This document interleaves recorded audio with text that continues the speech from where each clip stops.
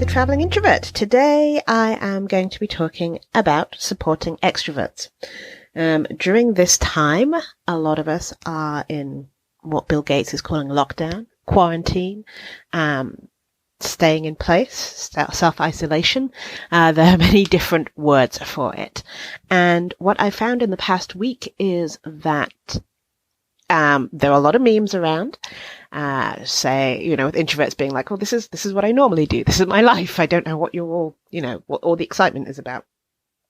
However, what I have found is that I have been pouring a lot of support supporting people in general, but generally I've realized that I've been supporting a lot of extroverts.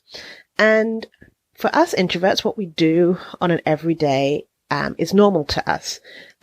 Possibly staying in, keeping ourselves occupied, just one-on-one or, just with one other person. We have possibly a range of hobbies that we do to recharge, but that we can do by ourselves. And a lot of extroverts don't have that. And instead of us versus them and us being like, well, we know how to do this, why don't you figure it out? It would be really good for introverts to support extroverts in any way that they can to try and help them through this phase.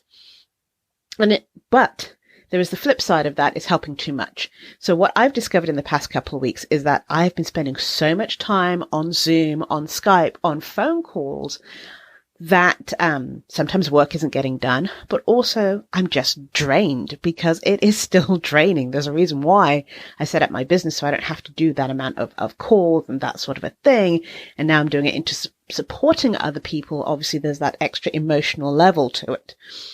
So it's how to figure out the perfect balance for you of how much time you spend supporting other people and how much time you still have for yourself. When you are thinking about extroverts, reach out to them. See if you can do a big Zoom call. Get all your extroverts on one Zoom call. That way you don't have to do multiple one-on-one calls.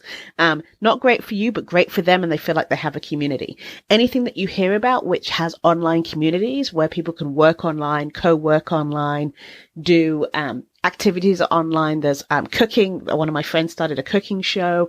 People are spending a lot more time on social media, but there's so much negativity and scare and fear information out there that people are getting very depressed. There's going to be a spike in suicides, depression.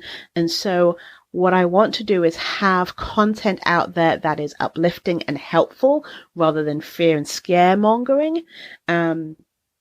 So part of that is, making people happy, playing games with them, having a co-working session where we don't talk about the C word.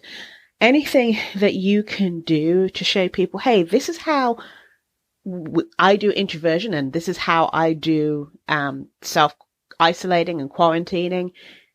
What do you do? Share with me. Yeah, can you make your home office awesome? Does it change every day? Can you change your background? Cool things to do with Zoom or Skype.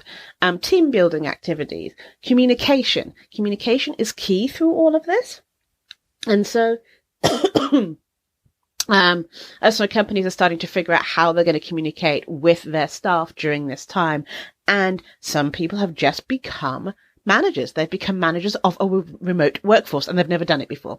So figuring out how to keep your team motivated and strong while all of this is going on. I know some people have a lot of work and some people have less work and some people have no work. So try and be as supportive as possible as you can during that time. But those of you who don't have any work, don't assume that everyone else is the same and has all that time to devote to you. There are some people who are overwhelmed with work because they're trying to make sure that people get paid, that nurses get paid, that people have equipment. There are some really vital services out there that people don't realize are going on, even though they're not nurses or doctors. Payroll companies, they are vitally important. If you used to get paid by check and had to go into the office, they're doing everything in their power to make sure that your check either goes direct deposit or gets to your house. They are working overtime to make sure stuff happens, but they are the unsung heroes. So just be aware of what other people might be going through and take some compassion instead of that, oh, well, we've been doing this our entire lives. Introverts are wonderful. Show compassion. It goes a long, long way. Thank you for listening.